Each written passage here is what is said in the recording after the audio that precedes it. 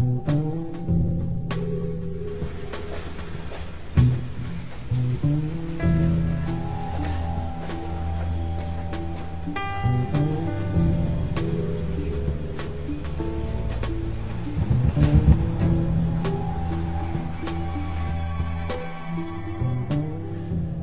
everyone, and welcome to Operation Vigilant Guard. I'm Rob Dew.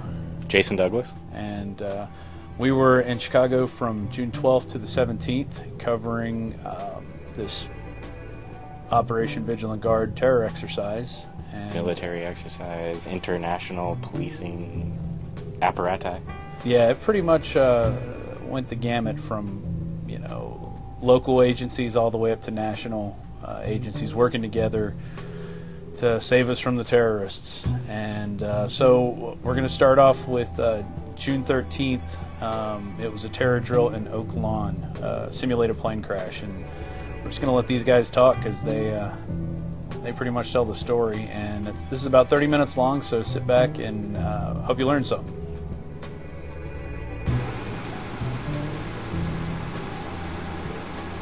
My name is Dr. Sanford Block, and I'm the Director of the Cook County Medical Examiner's Disaster Response Team. And we are here to participate in a statewide drill with the National Guard. We are starting off this exercise. The initial event today would be a plane crash. A plane is coming into Midway Airport and explodes over the municipality of Oak Lawn.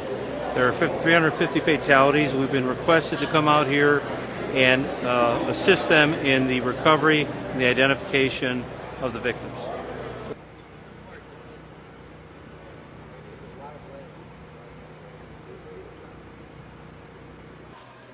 Walking wounded, come this way. We start off this initial Vigilant Guard event, the National Guard event, and we will demobilize today.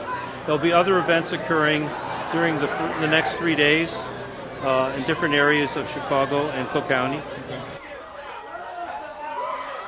It's approximately 2 to 3 hours it takes us to set up an off-site morgue. It's called the MEDU, the Mobile Emergency Disaster Unit. It's stationed out at O'Hare International Airport. It is available to not only the county but also coroners in the state should they need it for a catastrophic event.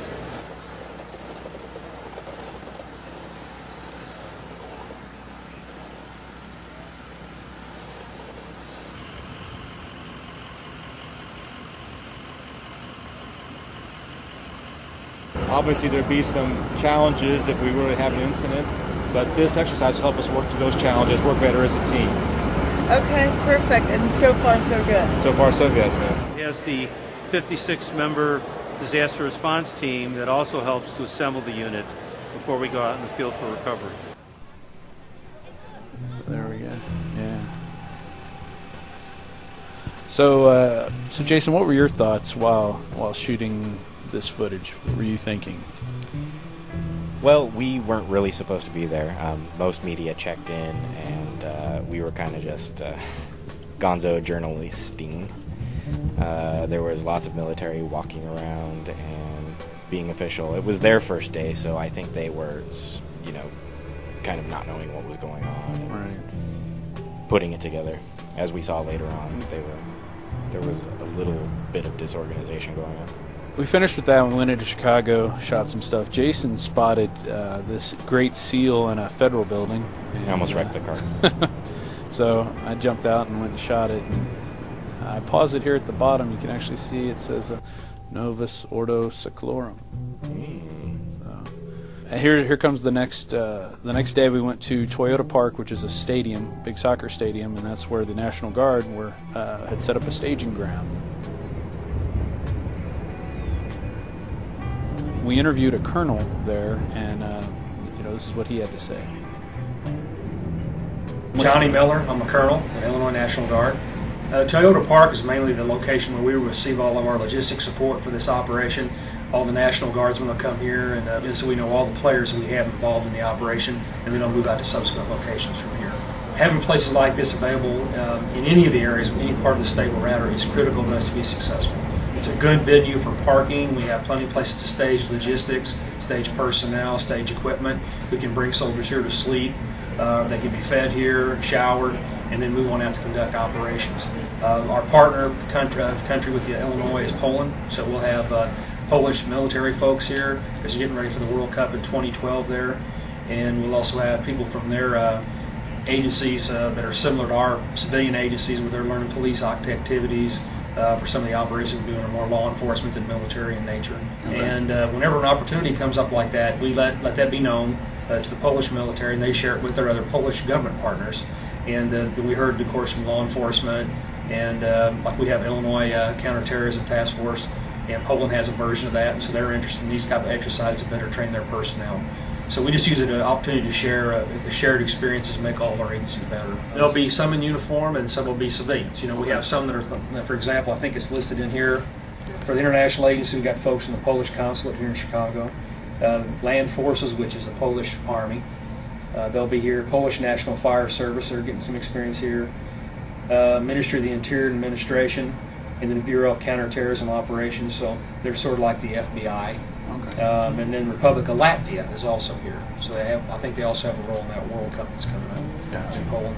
So, and they do a lot of partnership with them as well. And this seems like the biggest bone of contention for the entire project. You know, is it okay for us to be working with foreign military and foreign powers in order to police our own citizens and territory? Also, foreign police. You know? Foreign police, foreign military, foreign, secret governments. Okay, I'm Sergeant First Class Mark Ballard with the Illinois National Guard. I am one of the exercise controllers who is running the simulation cell for this exercise. Here out of the sim cell, we will just be providing guidance, directions, requests for information from the responding forces to keep the information flowing between the response agencies in Bensonville up through the area command and whatnot. This is IEMA's Unified Area Command trailer. It's a new piece of equipment that the state's acquired in the last year, and it's been brought in to just test out, make sure its capabilities are working. It's able to communicate with all the other elements that are out there. The forces from Poland that are joining will be integrating into some of the civil military units that are participating in this exercise. The state of Illinois has an alliance, a state partnership program with the Republic of Poland. And across the last several years, we have been doing integrative training and coordination with them, sharing information and learning from one another as part of the state Partnership for Peace program. Bringing them over and incorporating them into the civil military domestic response role is just increasing that awareness and visibility of what the role of the National Guard is, and is helping them to understand how their military forces can integrate with their civilian forces in the event of a civil situation that takes place. The Illinois National Guard has a no-fail contract with the state of Illinois to provide services protection to the citizens of the state. And in working with our partner agencies to respond to these types of situations, we have to train and exercise with them as much as possible. Training and exercising is the cornerstone of successful response in an emergency situation. So increasing the visibility or making us think that this is what the responsibility of our National Guard is. National Guard is supposed to work with foreign governments to promote peace throughout the world. I didn't know that was their job. Here's some more fabulous Douglas B-roll right here. The troops getting ready and setting up their decom tents for the various exercises on the 14th. It's the 14th of June. So then we go on to the meth lab takedown. Day 3. I'm Captain Joe Bright. I'm the program manager for the SURF-P program for the Illinois National Guard. I'm here with Major Lejak from the Polish Epidemiological Response Center of the Polish Armed Forces. We're here participating in a Homeland Security exercise. We'll be working on military support to civil authorities as part of a terrorist scenario where they have a biological weapon. Major Lejak and the Polish Armed Forces have a partnership program with the Illinois National Guard. We do cooperative training and exercises, and it's been very beneficial to both of our services in helping us develop our capabilities. The exercise today and what you'd expect to see will be some terrorist scenarios in which there are multiple casualties. We'll have search and extraction team that will be extracting casualties from different facilities. Those personnel that are extracted would be contaminated, potentially with a biohazard. So we'll have a mass casualty decontamination team that will decontaminate them, and then we have a medical triage and treatment team that will provide medical care to them before they're moved by ambulance, if necessary, to a hospital or other type of long-term care facility. We'll see National Guard cooperating with civilian authorities. Typically when we respond, we only fall under a civilian incident commander because we're in the States. We respond to their needs, their requests. We're basically a force provider and bring specific skills to the table to assist local law enforcement and civil authorities in providing the services and protection to the people in their areas. My name is Major Emil Dishak. I'm from the Epidemiological Response Center of Polish Armed Forces, and we are here with my soldiers to make a next step in our cooperation with soldiers from Illinois National Guard. This cooperation started 5 years ago. Last year we had a big exercise in Poland, near Warsaw, and this year we have a great opportunity to participate in exercise in Chicago. That's a partnership between Illinois National Guard and the Polish. The state of Illinois is a partnership for Poland. So we have good connections, and this is the reason why we train together from 5 years. So here it's 12, and the second group is 10. And they are designated to a civil support team in another place, so we are divided to do groups to learn as much as possible. Okay, and is it just Polish Army, or are there other forces? Yeah, we have also participants from our Ministry of Interior, from Fire State of Poland, and from Polish FBI, and there are also another group from police. Do you have American forces in Poland? Do you do exercises with them there? Actually, now we have American soldiers, but that they have no connections with us because there's special forces, another kind of forces. But we had at least 3 exercises together with our colleagues from Illinois National Guard during the last 4 years. Okay.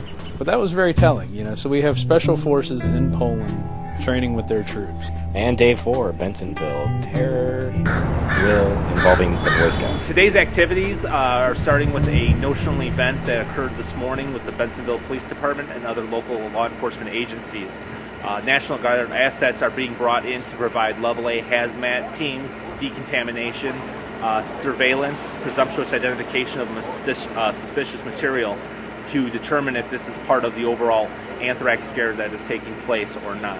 Intelligence that was gathered from the plane crash that took place on Sunday is leading to this area, which will also be in the Bensonville area.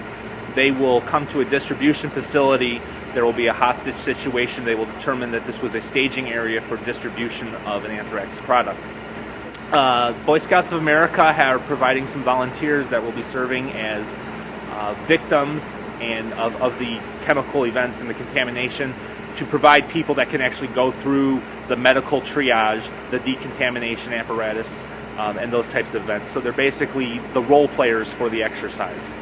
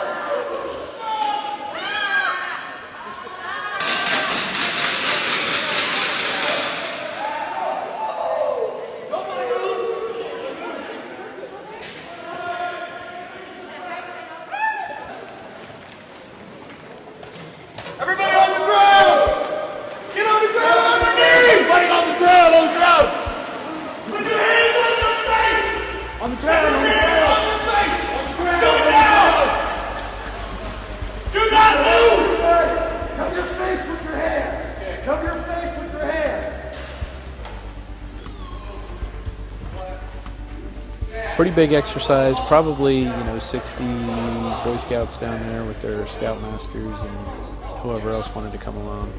Notice they have them lying face down in the anthrax powder. It's a very real-life situation. Everyone lie down in the anthrax powder. We're going to move you. Hostages, you are expendable. Please put your face directly in the powder. All right. Yeah, all of a sudden the Polish BOA is participating in this exercise, which they didn't mention at all before that. It was just they're here to observe. They're here to observe. Hey, it's BOA. Bureau of Operational Anti-Terrorism is what I think it stands for. So I don't know. This was a hard one to swallow. Watching these guys training with the Boy Scouts, it definitely looks like acclimation. Then you've got Boy Scouts, which are kind of your perceived civil leaders in the community, being trained. This is what it's like to be a hostage. This is what it's like to be a prisoner. Well, and really, if you think about it, the Eastern Bloc countries are probably used to situations that are somewhat like this. But who is this acclimation for? Is it for the Polish? Is it for Americans to get used to foreign voices telling them what to do? Yeah, I don't know. I mean, it's a complex issue, and they're definitely working together, and they're working more together than they used to. The exercises are getting bigger. All the states have a partner in either Eastern Europe, Africa, or Central and South America. And pretty soon, there's a movement towards having one of each. Yeah. So right now, some may have two, some may have one. There was a map we showed you earlier that listed all the countries, and you can search that online and read up on it. Do you think this is a good thing that our National Guard is training with foreign governments? Why would they need to train with foreign governments? For one, the president's using them in combat situations, which I don't know if that's good, because then you're bringing guys back who are supposed to be guardians of your borders, and they're hardened Iraqi veterans now. They've been on several tours in dangerous situations. And they're used to people saying, get out of my country, I'm a citizen. Right. So and now they're going to be immune to that. Or you bring in guys from other countries to do the dirty work, and then your National Guard just kind of does infrastructure and transports them, and the real dirty work's done by the other soldiers who they don't have a vested interest in the well-being of the United States.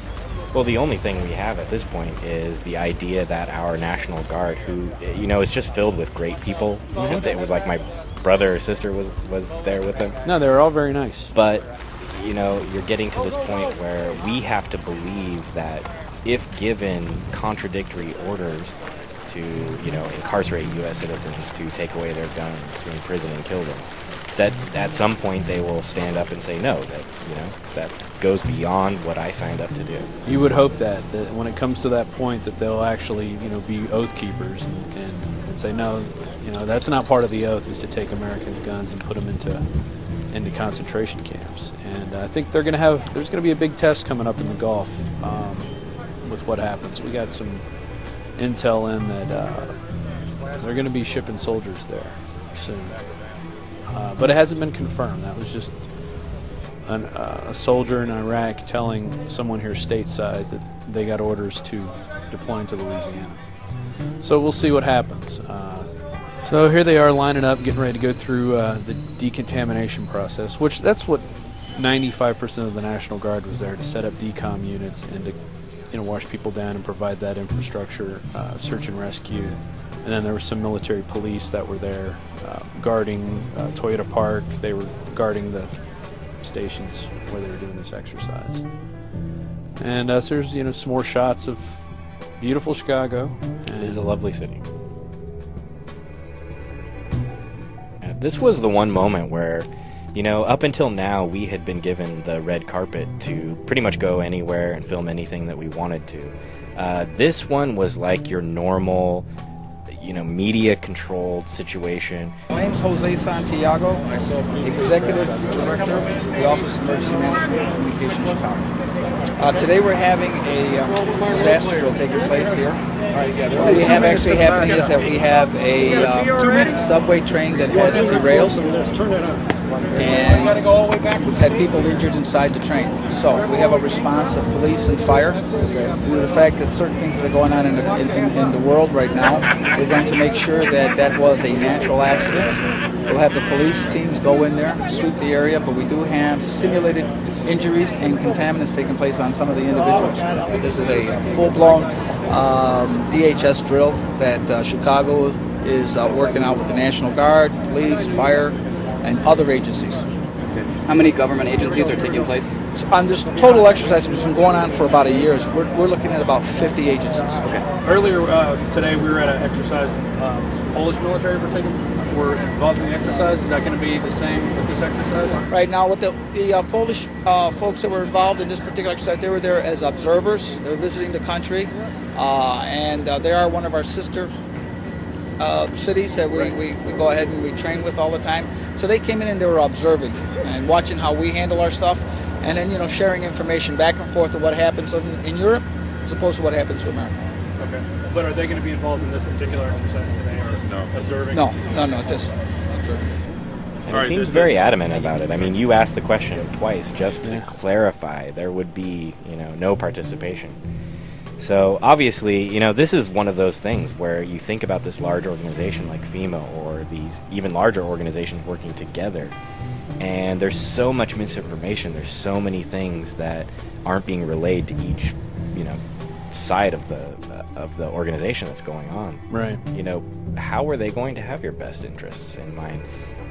So while we were in Chicago, I was shooting the Willis Tower, which used to be called the Sears Tower, and I looked down, and Chicago has these roads that go underneath the main street level, and I noticed they were closed off right underneath the Sears Tower. And I don't know if it's odd or not, but I went down to shoot some video just so to prove that they have blocked off the streets under there.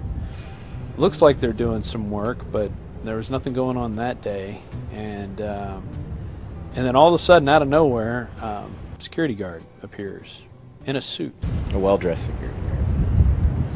Yes.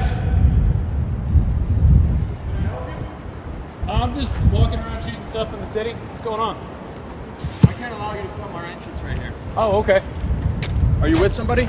No. I'm just walking around shooting video footage. Okay. Yeah. What is it for? I put videos on YouTube, stuff like that. Okay. I'm visiting Chicago right now, so I'm just shooting the Sears Tower, and I was just shooting, stuff on you can take as many shots as you like of the building, but I can't allow you to pan with that camera. Oh, gotcha. Okay, that's fine. What are y'all doing down here? Just construction, or? Yeah, this is just construction. Oh, okay. All right. And so now we're going to show you a few shots from Nalco. This was at the end. We caught a plane that the morning of this drill, so we went there at about 3 in the morning and hung out and waited. And they seem to be behind schedule most of the weekend. They were way behind schedule. Or most of the week, I guess I should say. So they were supposed to be set up by 4. Here's the sun coming up, and they weren't set up yet. Nalco is the company that supplies BP with Corexant, the dispersant that they're using. So all the government agencies are working together. Everyone's in bed together. That's what you realize when you start really researching this stuff. It's either somebody owns the company or they're best friends with the owner of the company. Or they're on a board with another guy in the company. Or this is all you'll need to do in order to get into the company. So here they're applying, fake blood. They really ran them through the ringer on this exercise. Here they are actually explaining what their symptoms are, what they should be acting like, if there's anything that they're trying to, hide from the people that are trying to help them. These guys were fast. They were pretty good. Just throwing, they were doing person after person in there. It reminded me of doing haunted houses. Yeah. It's not so much quality, it's quantity. That's right. Lots of fake blood. And in addition to the people, they also had a multitude of 150-pound dummies scattered around with various symptoms. So they were pulling out a lot of people, but unfortunately we weren't able to stay for that. We had to go back and catch a plane. And the time we left, it was about 5 hours overdue. Yeah. As I mentioned, you're unable to get up there.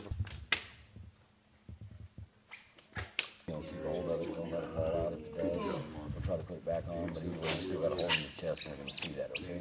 I need some lotion. Keep it wet looking. I saw some dates on, the paperwork that was strewn about it. That place was vacated in 1994. Right. So you have this building. It's now 2010. You're walking around this building. It's as if the world ended in 1994. It was just creepy. And this is, I guess, an abandoned building in the middle of this huge plant in a suburb of Chicago, Which was operating. We drove around it. Yeah. There's a lot of other stuff going on there. And this is about it. We got the Polish troops are on hand, of course, observing. I'm going to put that in quotes. Lightly participating. Yeah. Should this be a mission of our National Guard? Should they be working with foreign governments, foreign police agencies on these exercises? And they obviously think so. That's a culture that they need to drill with as many people possible. Each exercise had a designation that basically made you think, yes, this is what the National Guard should be doing. Oh, a plane crash. Yes, that's what they should be doing. But in addition to the plane crash, there's also a terrorist link in there, and they're getting terrorist information. Right. Every exercise had some sort of, alternate plot line that included terrorist plot, homeland terrorist plot, It was civil all insurrection. Yeah, it was homegrown. They did one exercise that was not anywhere in their literature, and at Toyota Park they were going to have a civil disturbance that night, the night we were at 15th and Clark. And that was pretty interesting because they didn't list that anywhere. Right. It was at the last moment, and things had been very transparent for us with the National Guard. They filled in a lot of the blanks, but every step along the way, there was always that one missing part, or you would find out just moments before it happened, and that's completely understandable. But to have all of this literature that's printed out, but not include the fact that you're doing this civil insurrection and civil containment. Right, at the place where you're setting up your staging area. That's your command center. And we did specifically ask, was anything going to be happening around here? Right. And they basically said, no, this is where we this is where we from. eat.